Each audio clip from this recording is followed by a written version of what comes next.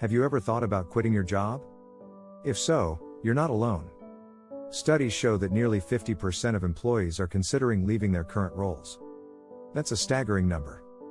But here's the kicker: many people believe that quitting is a sign of failure. What if I told you that quitting could actually be one of the best moves you make for your career? In fact, research shows that professionals who switch jobs every 2 to 3 years can earn 50% more over their lifetime than those who stay put. That's right, leaving can lead to greater financial success. Yet, despite these eye-opening statistics, most people are stuck in roles that no longer inspire them.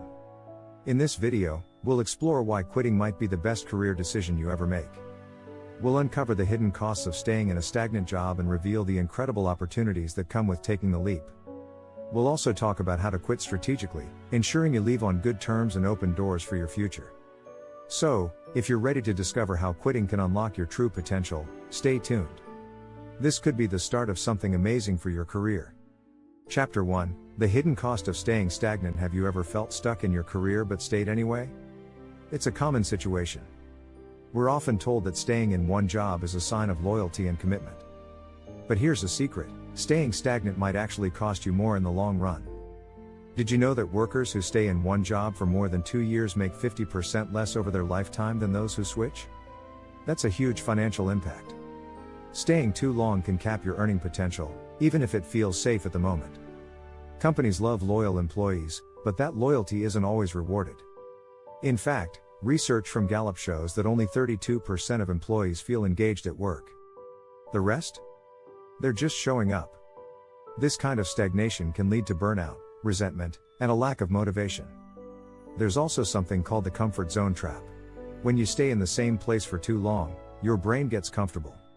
You stop challenging yourself and start avoiding risks. That's dangerous in today's fast-paced job market.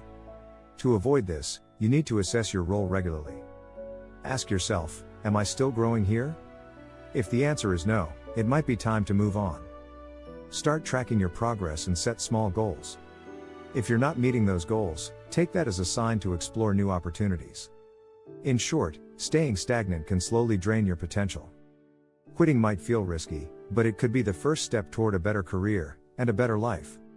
Chapter 2: The Opportunity Behind the Exit Door. Sometimes, the best opportunities come when you step away. Quitting might feel like failure, but it's often the opposite.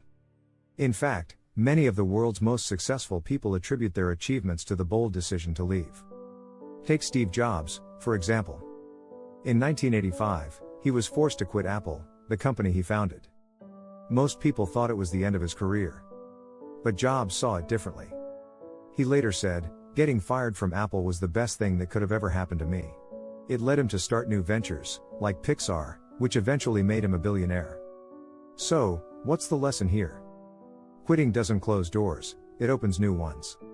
When you leave a job, you create space for innovation. You give yourself time to think, reflect, and find better ways to use your talents. Research backs this up.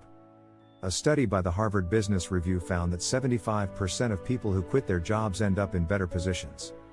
They either get a higher salary, more responsibility, or more job satisfaction. But the key to quitting is doing it strategically.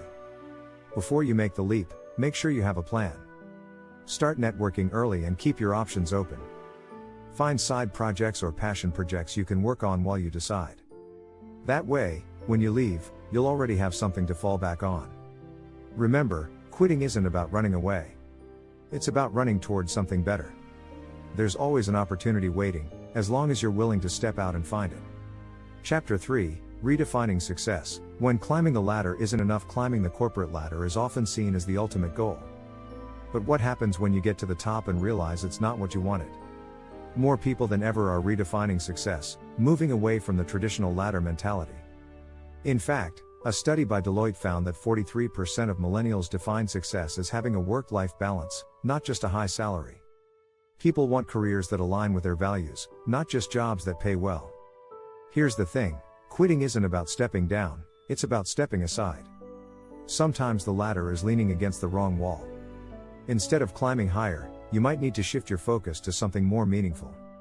One of the biggest examples of this is Arianna Huffington. In 2007, after collapsing from exhaustion, she realized her high-powered career wasn't sustainable. So, she quit. She left her role at the Huffington Post and launched Thrive Global, a company focused on wellness and avoiding burnout.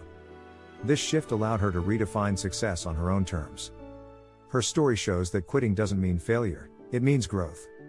So, ask yourself, what does success mean to you? Is it a title? A paycheck? Or is it about fulfillment and purpose? If your current job doesn't give you that, quitting could be the key to finding a career that does. To make this shift, take time to reflect on your values. What do you want out of life? What drives you? Once you know the answers, don't be afraid to take a step back from the corporate ladder. Sometimes, the best move is sideways, not up. If you're finding this content helpful, make sure to subscribe for more insights on career advancement and personal growth. Chapter 4, Breaking Free from Career Labels. Job titles can feel like badges of honor, but they're also like chains. We often define ourselves by these titles, but they don't always reflect our true potential. If you've ever hesitated to leave a job because you're attached to your title, you're not alone. In today's fast-moving world, clinging to a title can hold you back. A survey by LinkedIn revealed that 48% of professionals feel they are pigeonholed by their job titles, limiting their chances of career growth.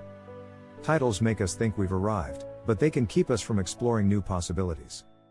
Instead of focusing on titles, focus on the skills and talents that make you unique. By broadening your mindset, you open doors to more dynamic career paths. Think about it, if you're a marketing manager, what happens if you quit? You're not just a title. You might be a creative strategist, a communications expert, or even a future business owner. Consider the advice of Reid Hoffman, co-founder of LinkedIn, who said, "All human beings are entrepreneurs. When we were in the caves, we were all self-employed, finding food, feeding ourselves. That's where human history began."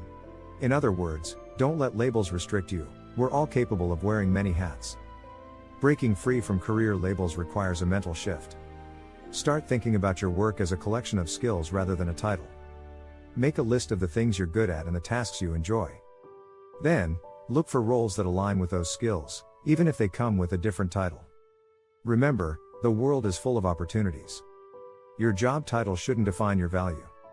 When you stop focusing on labels, quitting becomes an empowering decision that lets you explore your full potential. Chapter 5, The Strategic Quit. How to leave without burning bridges. Quitting doesn't have to be messy or dramatic. In fact, leaving a job the right way can strengthen your network and enhance your reputation. The key is to be strategic about how you leave. First, timing matters. Don't quit during a company crisis or right after receiving a promotion. Make sure your departure is seen as a professional decision, not an emotional one. A study from the Harvard Business School found that employees who quit at peak performance are more likely to be remembered positively by former employers. Next, communication is crucial. Be transparent with your boss, but don't vent frustrations or list grievances. Instead, frame your exit as a career growth decision. For example, you could say, "I've enjoyed my time here, but I'm looking for new challenges that align with my long-term goals." This keeps the focus on your future, not your dissatisfaction. It's also important to give proper notice. 2 weeks is standard, but some companies may appreciate more time, especially if your role is critical. Offering to help train your replacement or finish important projects shows that you care about the company's success, even after you leave.